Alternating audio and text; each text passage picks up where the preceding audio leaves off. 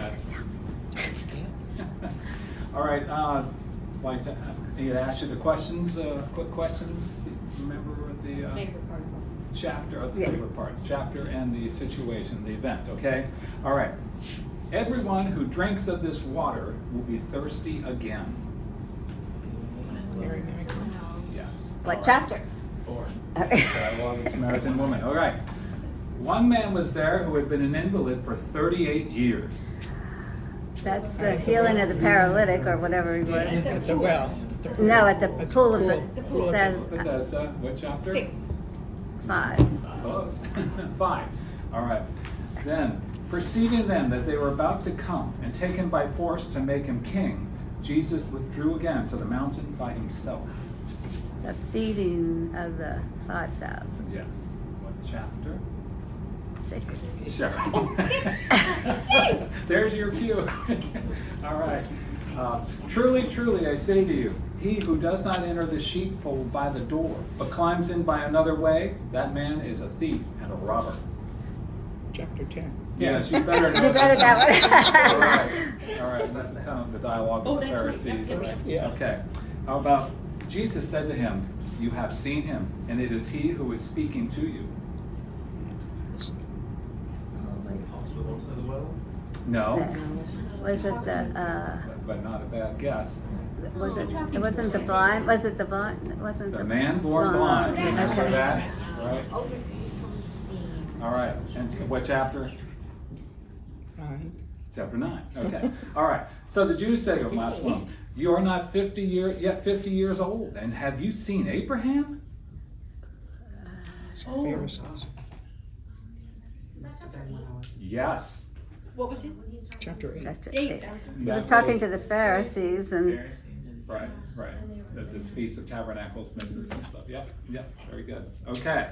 All right, so recapping quickly, last week we took a deep look at verses 14 and 15. We've actually gotten into 16 about Jesus being the good shepherd and knowing his own, the relationship between us, the sheep, and the shepherd, right?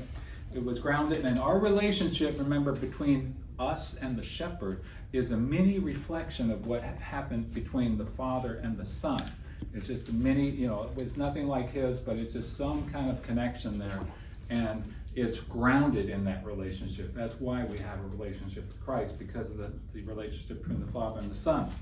We looked at that terminology, the biblical terminology of to know, right? The intimacy that is associated with it, and how knowing relates to loving. Remember, to know him is to love him, that song there from the Teddy Bears. And we talked about the sacrificial aspects of Jesus' statement, "I lay down my life for the sheep," that word "for" on behalf of the sheep, right? We spent time on who the other sheep, not of this fold, that's verse 16, which we had almost concluded, but it's the idea there. What is he talking about when he says there are other sheep not of this fold that I'm going to basically get and assemble in? It's Gentiles. The Gentiles, right. So he's going to go outside of Israel here. And so this referred to Gentile believers. We looked at several scriptures supporting that.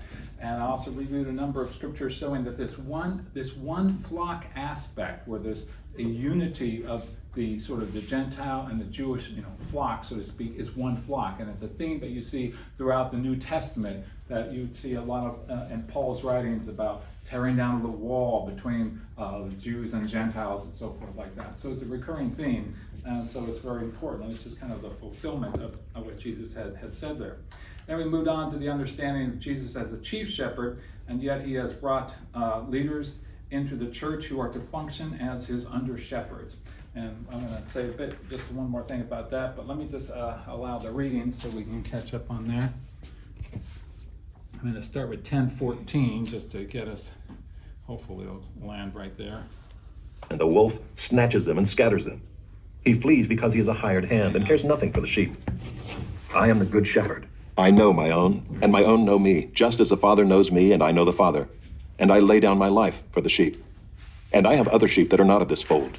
I must bring them also, and they will listen to my voice. So there will be one flock, one shepherd. For this reason the Father loves me, because I lay down my life, that I may take it up again.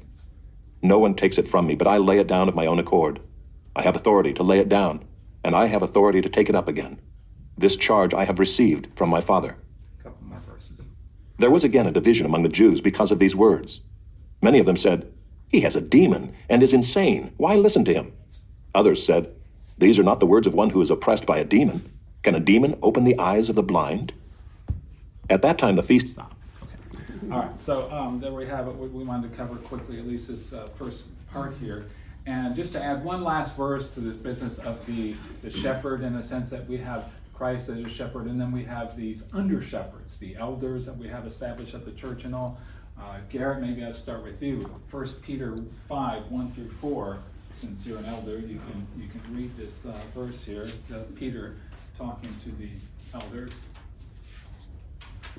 And even in the time of the apostles, in the very early church, you have different churches. You look at them as different folds, sheep folds, but they're all part of the one single flock. 1 Peter 5, 1 through 4. Yeah. So I exhort the elders among you as a fellow elder and witness of the sufferings of Christ, as well as a partaker in the glory that is going to be revealed.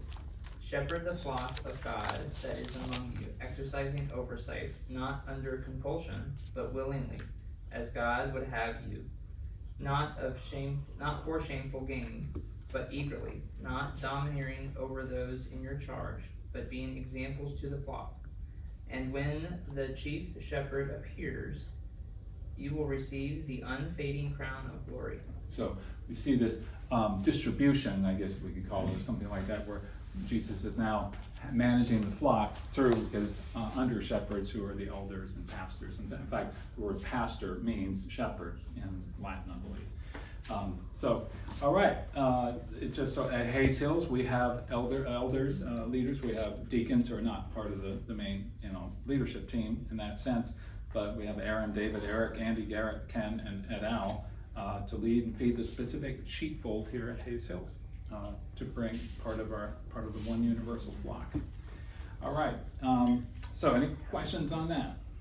I didn't think there would be. All right. So in verse 17 and 18, we read that for this reason the Father loves me, because I lay down my life that I may take it up again. No one takes it from me. I lay it down of my own accord. I have authority to lay it down and authority to take it up again. This charge I received from my Father. It's interesting. He says, for this reason the Father loves me, because I lay down my life that I may take it up again. Now, if you read through this in one way, you could say, the reason why the Father loves the Son is because the Son is willing to give his life for the sheep, right? But, I mean, in one sense, I'd be a misunderstanding to just walk away with that as the only means of what he's saying there. Doesn't the Father love the Son for who he is? Isn't that what you're supposed to do with our kids and everything, who they are, so to speak, not what they do? But the Father has loved the Son from eternity past. This is a Trinitarian love. I think the best way we can understand verse 17, does anybody have any ideas what they think it might be referring to? What it seems to be is associated with the fact that the Son manifests the Father's love for the flock the Son manifests the Father's love through his life, death, resurrection. That's kind of the way I think that's the best way to understand it. It's the perfect and acceptable sacrifice for the sheep by his death, which will bring salvation and reconciliation between God and man. So it's through the Son's resurrection, and that enables him to fulfill being the good shepherd.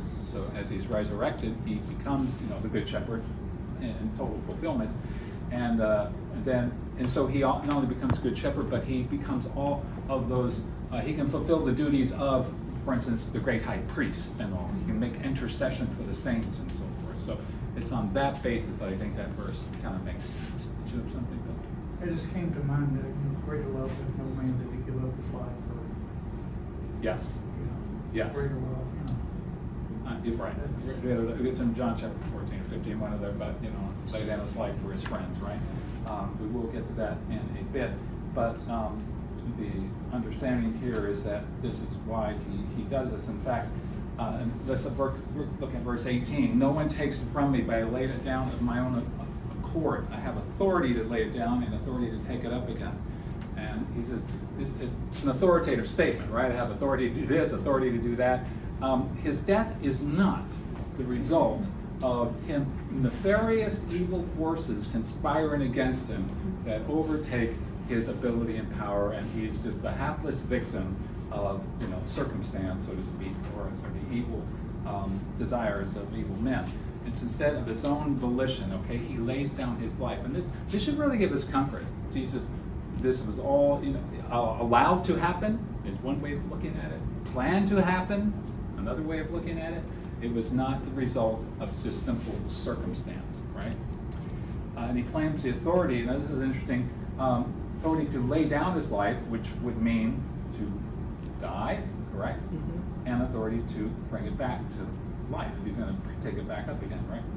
So when the Bible wants to emphasize something, what does it so commonly do? It says it twice.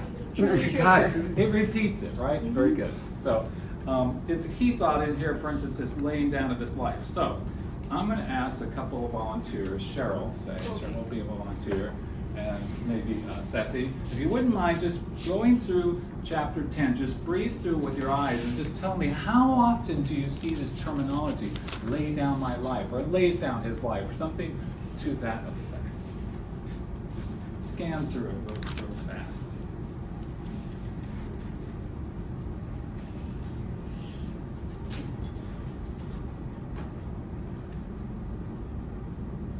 Good volunteers.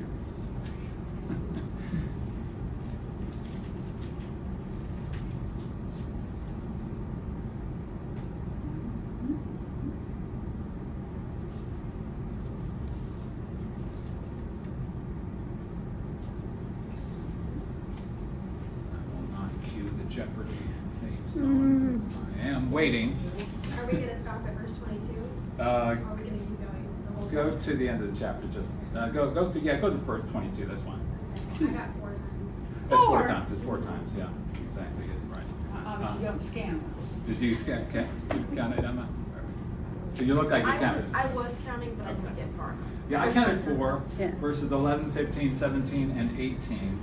And so this is pretty repeated 4 times. So it's something that Jesus wants us to understand and know, right? To believe and accept about what his life is going to be associated with.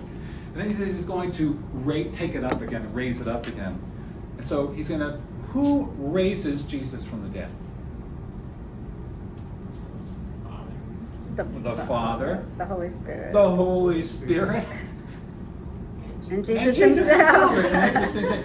I put in here, I'm not going to go over the passages because there's just too many of them and I don't want to take up that much time. But there are multiple ones. You can look at, for instance, in Matthew 26, he talks about you will all fall away because of this night. You'll all be scattered, but after I am raised up. Okay, some of this is sort of predictive in that sense. But the idea is there it's a passive use. I am raised up. It's not I will raise myself. It's I am raised up, meaning it's happening to him. Okay, but we do get it to the Father, and it is like you see that in Acts 2:24. These will be in the notes. Also Galatians 1:1 and Hebrews 13:20. But then you also can go to Romans, and the Holy Spirit, the Spirit of Him who raised Jesus, okay, from the dead, dwells in you. And then even and remember in John chapter 2, way back when he was talking about destroy this temple, and in 3 days I will what? I will raise it up. He's talking about his body, right? So it is a Trinitarian theology. It's what they call inseparable operations. One doing it is associated with them all having some participatory aspect to it, some role involved in it. Okay, so we see, for instance, in John chapter 5, there was much about Jesus only doing the Father's will, what pleases the Father. And so in this verse, both charges that he laid down his life for the sheep and rise again afterwards are also from the Father. He's just doing the Father's will, all these things that he does, okay? Interesting, last week I had asked Peggy to read, she's not here today, but John 5:27, and I meant for her to read John 10:27. And she noted, well, there's no sheep in this verse, okay? I remember that, okay? And she was right, and I thought that I was unaware of it, but the point is what I'm getting at, it's very true what she was getting at is that certain themes we will find throughout John's gospel. And in chapter 10, you see the theme is associated with sheep, okay? And there are a couple of other instances where sheep are mentioned, for instance, in the end of the book, with Peter, feed my sheep, so to speak, Yeah. right, in that sense. But all the other times, a few other handful of times, it's associated with literal sheep. So anytime, if I were to quiz you, trivia, and say something about sheep, what chapter are you gonna put down? 10. 10, right? So know that. But it's also, there's just a lot of interesting things that we go through. We'll try to review this by the time we reach the end of chapter 12. We'll look at it and we'll see just kind of how this flows throughout the Gospel of John, how different things set up in different kind of chapters. And it's really fascinating. It breaks the book down nicely, and you have a good, thorough understanding of the book. All right. So another example, for instance, if I said, talked about bread in a figurative sense, where would you obviously go? Sorry? No, well, bread. The feeding of the 5,000. Yeah, The bread of I'm life. sorry, I'm The bread of life. The bread of life, John chapter 4. Oh, no, that's Chapter- sorry. Six. Six. All right. Six John- seems to be a popular answer, go with that one. Well, the bread of life discourse. Remember the feeding of the 5,000? By feeding the 5,000, you know that's the bread of life, and so forth like that. So all these things tie in. You'll get the connections. They're there, and I want to try and make sure that it sort of solidifies in your minds how that works. It certainly helps me when I read the book to put it together in that sense. All right, so we'll plan on reviewing things at the end of chapter 12, for instance. Now, what would your response be to hearing someone say, yeah, I'm going to lay down my life and then I'm going to raise it back up again? Well, what would you think? Yeah. Well, how would you do that? Yeah. Well, and I mean, you would think, You're nuts. this guy's nuts, right? Yeah. He's crazy. So after that, you yell, dial 911 to somebody, get this guy, in Help. right? Okay. So don't be surprised. In other words, their reaction shouldn't be totally surprised. To us, it's not a surprise because we know Jesus is going to do this. But you can imagine if you were at that point in time listening to him, it would strike you as a little odd for somebody to say that, right? So in 19 and to 21, there was a division among the Jews because of these words. Many of them said, he has a demon, it's insane, why listen to him? Others said, they're not the words of one oppressed by a demon. Can a demon open the eyes of the blind? So the idea of the word division there is schism, the word schismatic, so to speak. And there's obviously a break in the ranks in the Pharisees. Have we seen a break in the ranks in the Pharisees previously? Yeah. Yes. So give me an example. Yes. Say again? Nicodemus. Nicodemus, yes, exactly. He separated himself. He goes to Jesus by night, right? In John chapter 3. Excellent. Okay. And but what about also? Do you remember another instance?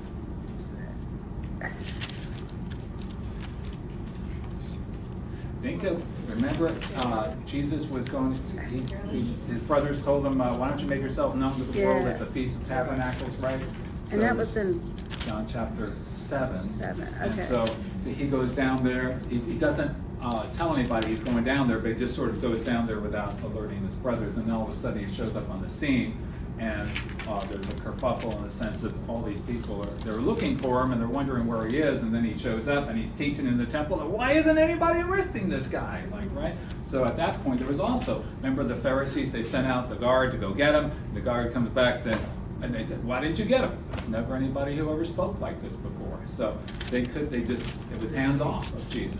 And then they had their issue there. Nicodemus, who had gone to him, I put these up there. Okay, who's next? Sethy, did you read that? I haven't read it. Okay. Are we going that direction? Sorry? Okay. 7, 50 to 52. Okay.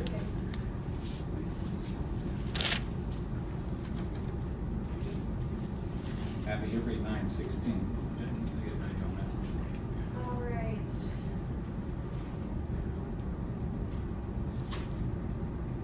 Nicodemus, who had gone to him before, and who was one of them, said to them, does our law judge a man without first giving him a hearing and learning what he does? They replied, are you from Galilee too? Search and see that no prophet arises from Galilee. Right, so the idea there is there's friction, okay? For Nicodemus to even sort of stand up is tantamount to a little bit of treachery here, a betrayal of the Pharisaic code, you know. So Nicodemus is getting a little bit of hot water, but he's definitely making himself stand out a bit in this sense. But there you can see that there is a division building in here. Abby, John 9:16. Some of the Pharisees said, "This man is not from God, for he does not keep the Sabbath." But others said, "How can a man who is a sinner do such signs?" And there was a division. So again, same thing. We see in three points here where there's been division, where there's tension in the Pharisaical ranks at all. And the idea of here in John 19:21, it says, many of them said he had a demon. It's at least some kind of considerable number thought he was demon possessed or insane, right? Now, was demon possession charged at him also as well? Was that previous? Yes, it was. Okay, do I have that one? John 8:48. Bill, do you have that one? Yeah. The Jews answered him, "Are we not right in saying that you are a Samaritan and have a demon?" There's one example. John 8:52. The Jews said to him, "Now we know that you have a demon. Abraham died, and as did the prophets. Yet you say, if anyone keeps my word, he will never taste death." Okay, it's interesting. Though these one group, they basically dismissed the idea of him being possessed. Okay, they said what he wasn't. He wasn't demon possessed. They wouldn't say who he was. He wasn't the Son of God, or he wasn't the Messiah. They couldn't bring themselves to say much more than that. He's not demon possessed. He's not out of his mind. Okay, so at least they said something, but they couldn't convince themselves much more than that. What are when they keep saying demon? Yeah. I have these mental images, but what are they talking about? Well, Specific demons? I think in the sense of when we look at the stories of the Gospels, where you see these people that are demon possessed, or the kids and all, and Jesus casts them out and whatever. The idea there, those are the demonic forces, beings that do exist, and to the extent that these guys understand that, they probably have seen those situations, those circumstances, but I'm sure that in all those cases that, a demon-possessed person does not react sanely. And that's probably they're making the basic connection. To be insane is to be demon-possessed. But even if you were seemingly just looking like in your right mind, but saying insane statements, they would probably figure you're possessed, okay? Cray. Exactly right. That's the only way that I can figure it. Okay. Do you think that was more common then? I mean, maybe in different cultures or something? It certainly could. I mean, you go to the African, jungle and the animism and so forth like that, you probably do get a lot of demon possession or control power that is given, that they give to people. But I think in our day of science and so forth, where we're so far above that, and we consider ourselves that's just some dark, the dark ages kind of a thing, that nobody of any really insight and knowledge would ever believe in such things. And I think that demons just sort of kick back. Well, we don't have to do anything, They're doing it to themselves. So I think that was probably more prevalent in that sense, that because there was just sort of this natural understanding of, forces, the supernatural was a more accepted belief, tolerated belief than it is nowadays. Well, I was thought too, I'm sorry, go ahead. I was going to say, don't you think somebody with schizophrenia, you have medication now to give them, they don't just assume that, they're of the devil or... Right. Some demon stuff people think now was an illness, or schizophrenia is something like epilepsy when they're throwing themselves down that can be cured now. So it seems like demons was just something they didn't understand. Probably. And just maybe just Just gave a the label, general tag to it if they didn't understand it. Maybe that might be reasonable to assume. And talking about the Trinity too, we were watching a Dateline last night, and this guy, horrible guy, stuff he did. But when they put him on trial, he said this was this other person that did that. It's almost like you believe in the Trinity all of a sudden. It Well, was this one and then this other Yes, one did yeah. that. And here today I sit a changed person. kind of the split personalities. Yeah. Yeah. Well, I guess I just felt like too, like within our when naturalism and ideologies, you know, really came to the Renaissance and everything, it was like people wanted to find rational explanations for everything and to say that everything that occurs here on earth has a rational, natural, non-supernatural explanation, Yeah. right? And if that's your mindset, then you just categorically dismiss anything like demon Right. possession. Yeah, I think that's an easy way to just put in this category that we can't, unexplained phenomenon. Right. Exactly. And so I think that though I do definitely believe in the areas where the gospel is still not being preached, it's almost like it's like they're back at the beginning of the church times, you know, in ancient times when you think of the church spreading, the gospel spreading. And I think you do see more actual demon possession. Like we need to know that that's a real thing. I don't think we should look at scripture and say, oh, they're not correct to say demon possession. Right. I have to believe that when it's saying these people were possessed by demons, and they even speak. Right, Jesus, I mean, many of which, you know, right. so like we know that it's happening, and it happens in America too. You know, it really does. It's just some people from different mindsets think it happens either more than it does or less than it does, just depending on where you are on that spectrum. But like we know in other countries, like you were saying, who are really tapping in to I think a lot of demonic behavior, like more regularly are interacting more with demons. But that I think understanding too that demons aren't always like the way when we think of demonic activity, a lot of times we think specifically of like The Exorcist. kind of like witchcraft type thing where yeah, you're like doing these outward things that Yeah. manifest like a witch, you know, or something, or Ouija boards and whatnot, and all this spells and whatnot. But that those are attitudes and mindsets that gosh, I'm trying to think of what I was just reading. I think it was in Romans or something. It was like spirits of sinful, like of pride and I'll have to find it. But how that's demonic. And we don't normally think about that, you know, like when we think of demonic, we ultimately kind of like think of this like being possessed by a demon and it taking over you physically Right. and making you pull your hair out, Well, I run think around, you know. part of it is like, you know, Satan's goal is to get people not to believe in God, right?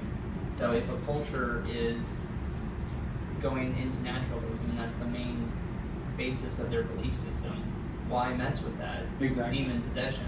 Right. Because that would cause people to have to interact with the supernatural. Right. To Right. get them out of believing in just Right. naturalism. Right. Which is a Exactly. demonic mindset in itself, is kind of what I'm saying. It doesn't manifest in those physical ways, but it's getting you to completely, you know, go where there is no God and to think that there is, you know, the worship of self, right? So, it was like that's what I was really reading about Jezebel. Right? I mean, like just during that time, when was that? I know. Where's Jezebel in the Bible? Was it Oh. Numbers? She's in with Elijah and all that. Ahab, Prophets. the Yeah, kings. so like how she had that, you know, people say like the spirit of Jezebel a lot. Yeah. You know, like and she was so proudful and worshiping the other gods and whatnot. Like so, idolatry is demonic activity. Essentially, is what it was. I mean, you may think your 2-year-old is demon possessed. Hey, it's possible. But yeah, so I'm sure that it was something that was prevalent at that time, or at least they recognized it. But like you said, Emily, it could have been sometimes just medical things that they don't understand that they threw in that category, perhaps so. We don't know, but there certainly was episodes in the scriptures where Jesus casts them out and they speak to him and so forth. So there's legitimate, obviously, instances of that, right? How about us? Should we be expectant when they accuse Jesus of these things, insanity, out of his mind, demon possession? Should we expect such similar kind of treatment? Sometimes. Well, a lot of people look at Christians like we're just out to lunch. Like how can you believe that? Right. How- you know, if there is a God, how did your Sunday or whatever? Right.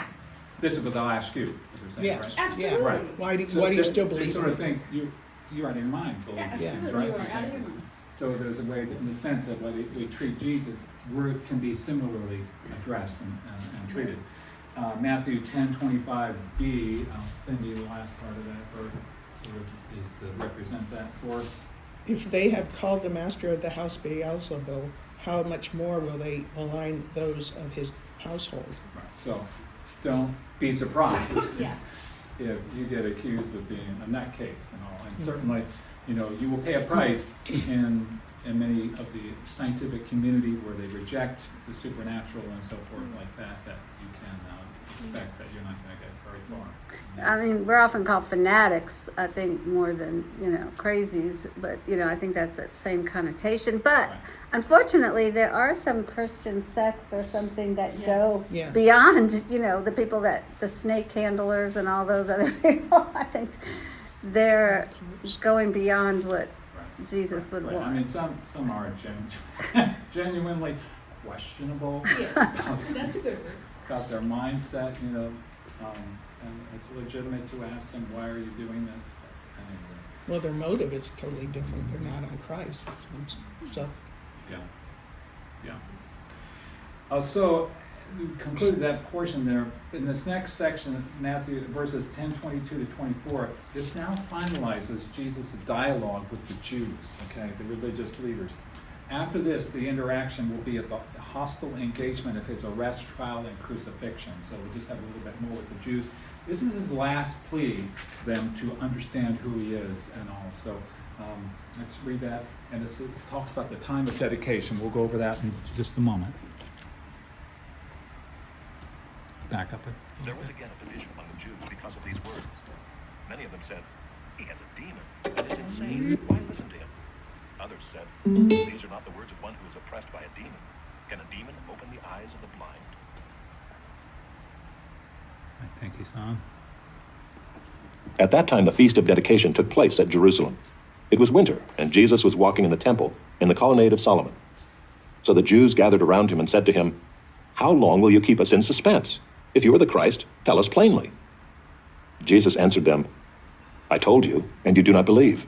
The works that I do in my Father's name bear witness about me, but you do not believe because you are not among my sheep. My sheep hear my voice, and I know them, and they follow me. I give them eternal life, and they will never perish, and no one will snatch them out of my hand.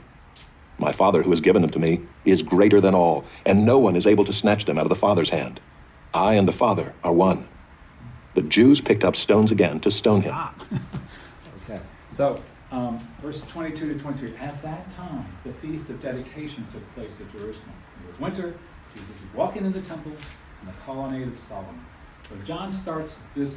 We have a natural break here now in the passage from what we had just read.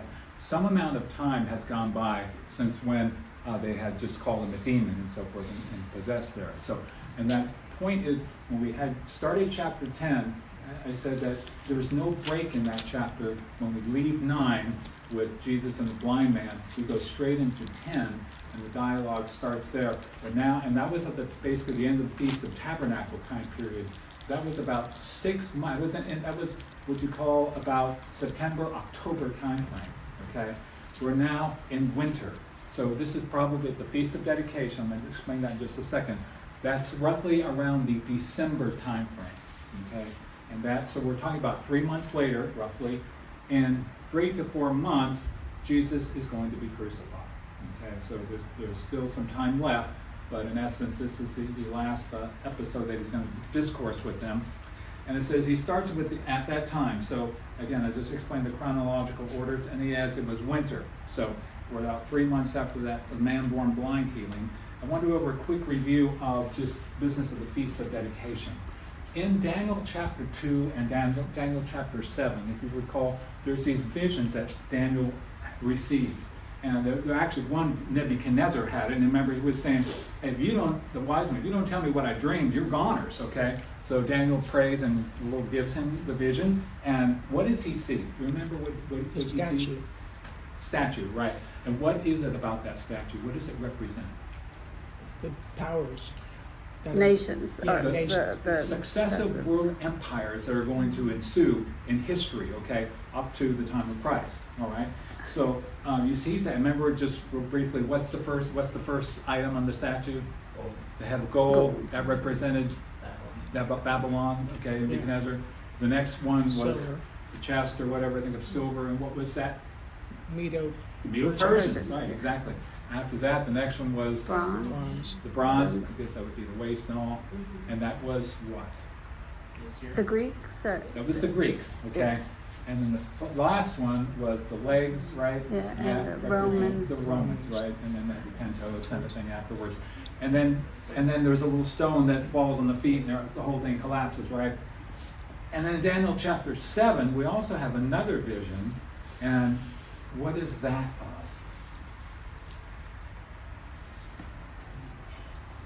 Yeah. Okay.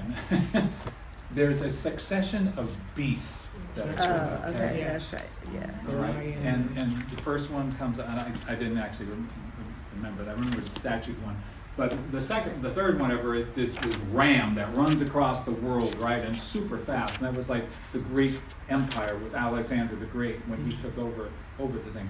The idea of Daniel chapter 2 is how we see the world empires. There's this great colossus statue, and we sort of honor it and so forth. But the way that God sees it, they're beasts. Okay? And then he sees it in Daniel chapter 7 is the way he sees it, these awful beasts. And anyway, we look at that, and it's basically a step through of time, the idea of what's going to happen, essentially, when the Assyrians, I know we're starting earlier than with the Assyrians, but do you remember, the Assyrians basically take over the Israelite nation was split in two, if you remember that, okay? And the Assyrians took over the northern kingdom first, before the Babylonians took over the southern kingdom. The Assyrians took it over in 722 BC. And then, remember, on the scriptures, God basically told them in Ezekiel and Isaiah, Jeremiah, you have 70 years, you're going to be in exile here, if you don't behave, and bless you. And so, in 605 BC started the first deportation, right? And Daniel was picked up and taken to Babylon, and it lasted over a number of years, about 20 years worth of time there for the final deportation, and they broke the temple, basically destroyed Solomon's temple in 586. Isn't that the desolation, the isolation, desolation? That's part of it, as well as something we're going to talk about in a little bit here. But the 70 years they look at that when the second temple was sort of started again in 516 BC. And then they had succession of the various prophets. And towards the end, you have Malachi and Nehemiah and Ezra, okay? These guys are the last of the Old Testament prophets. Malachi is the very last, so kind of contemporaries at this time. And remember Nehemiah, what does he rebuild? The wall. The wall of Jerusalem, right? But anyway, Malachi is the last one, and then there's silence for 400 years, okay, just about. And then so there's no prophetic period, and it's called the intertestamental period. It's between the two testaments, the Old Testament, so to speak, and the New Testament. There's just silence. Till, of course, on the scene comes, the angel visiting Zechariah and so forth, and Luke, and of course, and then, but the public ministry of Christ comes on about 80-33, so you have these sort of 400 silent years in here. And during this time of when the Babylonians had taken over and into the period of the silent years, there's a period of time where the Alexander the Great, remember he's part of that beast, and he rose through. So first of all, let me back up just a second. Cyrus the Great, Cyrus was a Persian king, and he gave the Jews permission to go back to Jerusalem, go build the temple and so forth like that, and but afterwards the Persian Empire is overtaken by the Greeks. And in about 333, Alexander the Great appears, and he just wallops the world, and the Greeks would rule Judea for a period of 333 to 167 BC. Okay, this is when the Hellenistic period.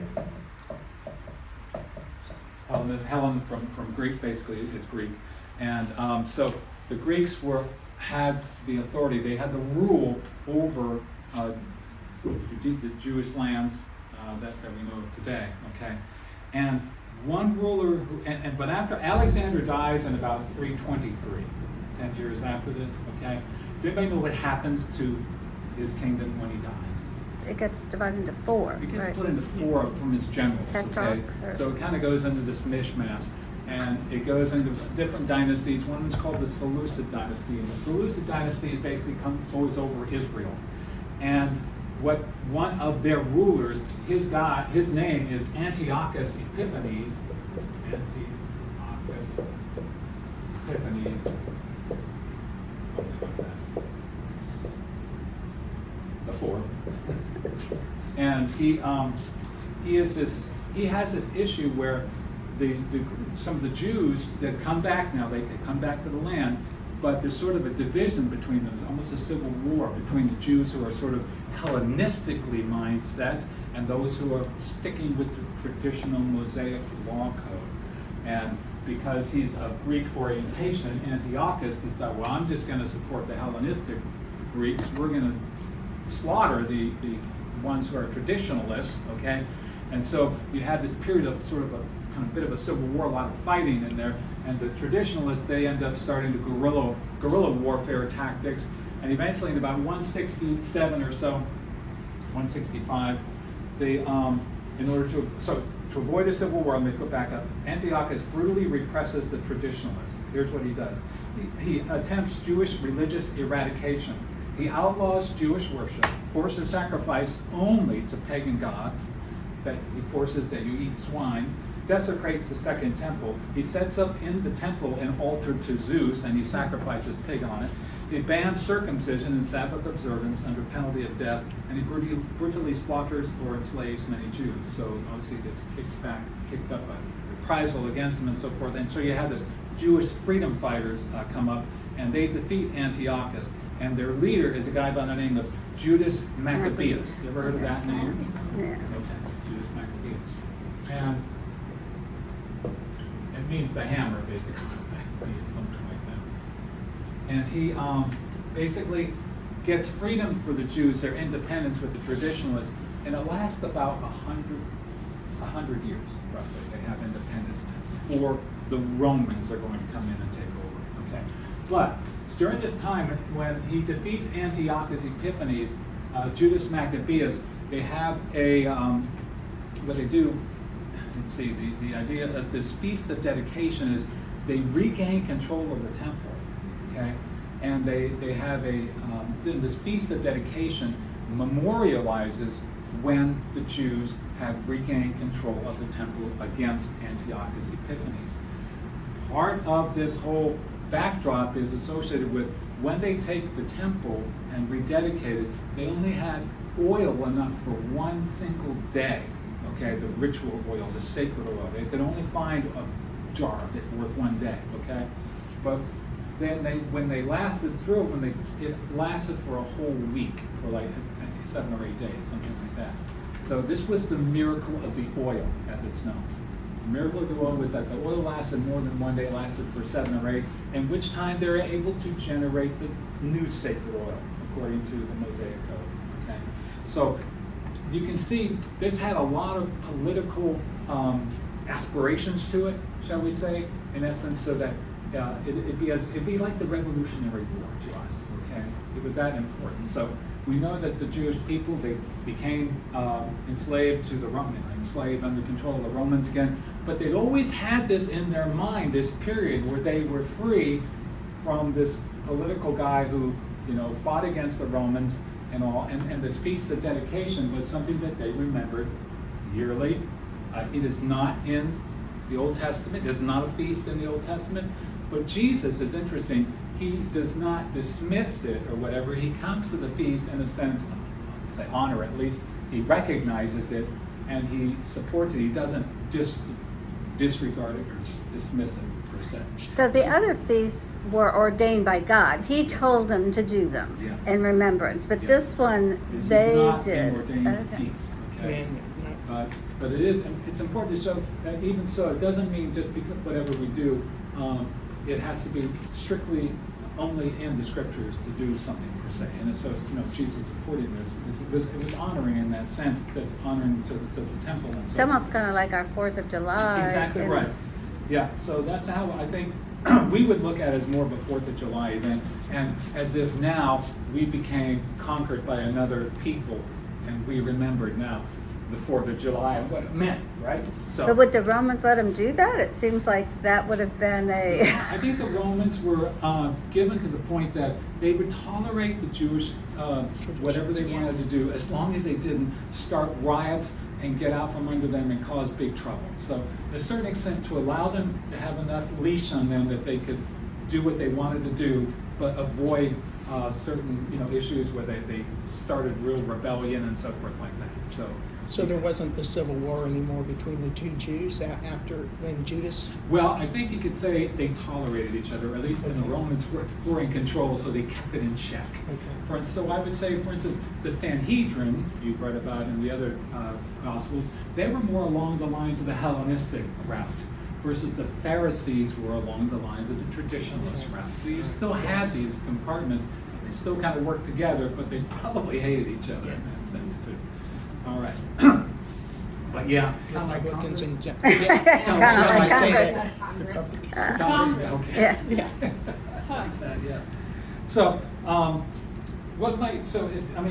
if you were a Jew and you had all this in mind at the time when Jesus is walking in the colonnade here, what would you have been thinking in this sense? Just that backdrop in your mind, and you've got Messiah aspirations. You want to know, right? Is Jesus the Christ or not? Is he going to be the political conqueror leader? Don't leave us in suspense, okay? Is what they're saying. But it says, and Jesus was walking in the temple of the colonnade of Solomon. This colonnade or portico of Solomon, because it was winter, would offer a little bit more protection probably from the cold. So that's why maybe it was there. And that's also the sort of idea of sort of an eyewitness to the story. This actually kind of happens. It gives it more veracity, I think. It also anticipates where the first believers would gather together after the resurrection to proclaim Jesus as the Christ. And are you next? Okay. Yep. While he clung to Peter and John, all the people, utterly astounded, ran together to them in the portico called Solomon. Okay. And Ms. Elizabeth, do you have Acts 5:12? Now many signs and wonders were regularly done among the people by the hands of the apostles, and they were all together in Solomon's portico. Right, so you see the Solomon's colonnade, this is where they had gathered afterwards. So now, we're not told Jesus is doing anything out of the ordinary. He's not stirring up a crowd. He's not drawing attention to himself. He's just walking through the colonnade, okay? Minding his own business. And then all of a sudden, this mob, this group of thugs, I'm not calling them thugs yet, but you get the idea they're kind of hostile. There's an idea, there's an air in there that they're not happy with him, okay? And he's not triggering anybody, but they're on-triggered, really, I think, because of this whole idea of the Feast of Dedication period itself is sort of in the backdrop of their minds, okay? So the Jews gathered around him in verse 24 and said to him, "How long will you keep us in suspense? If you're the Christ, tell us plainly." So they gathered around him, meaning they encircled him, okay? Yeah. They sort of are, they want an answer from him. Maybe they impede his way, they get in his face, block his movements. This is not a friendly encounter, okay? Now, is Jesus going to be intimidated? No, not once. Would I be intimidated? Yes. Probably. I'm sure I would be intimidated, but this just shows you, what he knew about himself and all. He was not going to be intimidated by anybody. He was just going to speak truth and all, and of course, always let it happen. They say, "How long will you keep us in suspense?" Right? Tell us plainly. The Greek there, how long will you keep? It's psyche, meaning we're literally, how long will you take away our souls, is what they're saying. It's like, you're killing me, man. Come on. Tell us the answer. When are you going to stop, all right? But they're not joking in this sense. But regards, remember, the issue of Jesus' messiahship has been front and center for a long time. And a lot of the discussions that he's had with the Pharisees, right? And it's interesting that he has never personally disclosed himself as the Messiah in that plain language style, except to a very few people. One, obviously his disciples, remember, Peter, and Matthew 16:20. Do you have Then he strictly charged the disciples to tell no one that he was the Christ. And I mean, he tells the disciples, don't tell anybody, right? Repress this. Emma, Mark 1:23 to 25. Suddenly a man in the synagogue who was possessed by an evil spirit cried out, "Why are you interfering with us, Jesus of Nazareth? Have you come to destroy us? I know who you are, the Holy One of God." But Jesus reprimanded him. "Be quiet, come out of him." Okay, so this is an unclean spirit. This is the case of demon possession, all right? And he is repressing, not allowing him to speak the truth about Jesus here. It's So- interesting the demons knew who he was. Yes, yes indeed. But he also told, who else did he tell directly, explicitly? The woman at the well. Well, right. I would think probably because she knew because we was there with the Samaritan village for a couple more days. It's not unlikely that they figured it out, or he told them in that sense. But the point is that he did not want it to be exposed like that. Why didn't he do that? Why was moments the word here? Wasn't his time yet. Okay, but why would he be worried about the time? Would that be? Because then they would have, Tried to make him Come king. after yeah, us. come after Yes, us. Yeah. exactly right. They wanted him to be the political leader, and Yes. they made him by force, like we heard earlier. That's right. Did I put it up there? Addison, are you going to read? John 6:14-15. Remember that the feeding of the 5,000 afterwards? Yeah. After the people saw the sign Jesus performed, they began to say, "Surely this is the prophet who has come into the world." Jesus, knowing that they intended to come and make him king by force, withdrew again to a mountain by himself. Right. So they wanted to make him king, right? But they wanted him to be the power king, the political king, not someone who was going to die for them, suffer for them, and bring about the kingdom of God. And there was their kingdom that they wanted. So again, these leaders are, tell us plainly, you're beating around the bush too much, Jesus. Tell us in plain English. Plain Hebrew. Right, okay. So, and they wanted Jesus to stand on their terms, but Jesus is not going to give it up to them on their terms, okay? And he's exactly right. Gary just said there's political reasons that the leaders, they would demand of him if he declared himself openly to be the Messiah. And so they would be vastly disappointed, okay? So in lieu of that, he used the term Son of Man, which had a more mysterious characterization. They could do less with that in terms of figuring out what that meant and distorting it for their purposes, right? And it says in verse 25, Jesus answered them, "I told you, and you do not believe. The works that I do in my Father's name bear witness about me." So Jesus says, "I told you," but he's not going to tell them in the way that they wanted, demanded. They're not going to get the clarity that they had asked for. He'd given them ample examples, opportunities through what he said, certainly what he did, that showed them about his messiahship, right? It reminds me, I'm going to put it up there, just because if you remember back in Matthew chapter 2, when the wise men come in to Jerusalem, and Herod and all, he's fearful, and because all of a sudden these guys are the kingmakers, right? And they look for, where is the guy who's the star in the east, the one who's the king of the Jews? And what do the Pharisees, the leaders, tell him? It's In Bethlehem of Judea, right? That's like 5 miles away. They don't even go over there to check it out. They're too lazy. They're too interested in their own thing there, okay? Herod's not too lazy about it, but at any rate, so there was all kinds of dots that they could have connected about this story here. And these guys were the experts, right? There was multiple inferences. I'll finish up in momentarily here. But he's talked about coming down from heaven. Remember that kind of language? And he was the light of the world. The scriptures testify of me. The bronze serpent analogy. The destruction of the temple with 3-day restoration. So there was no point in Jesus declaring himself Christ to the Jews as a Samaritan. Figure out what I said there. But he says, and you do not believe. So the point is, they wouldn't have believed it anyway had he told them. Okay? He knew their minds. He knew the word would just bounce off of them. So, like I said, they wanted another Judas Maccabeus to support. And let me just finish up with this. The works that I do in my Father's name bear witness about me. So the works were irrefutable, uncontestable, undeniable, right? They were certainly proof enough. Although some of them may have seen the miracle in 5,000 up in Galilee, But the sign coupled with his words testify to his identity and his purpose. And he says, the works that I do what? In my Father's name.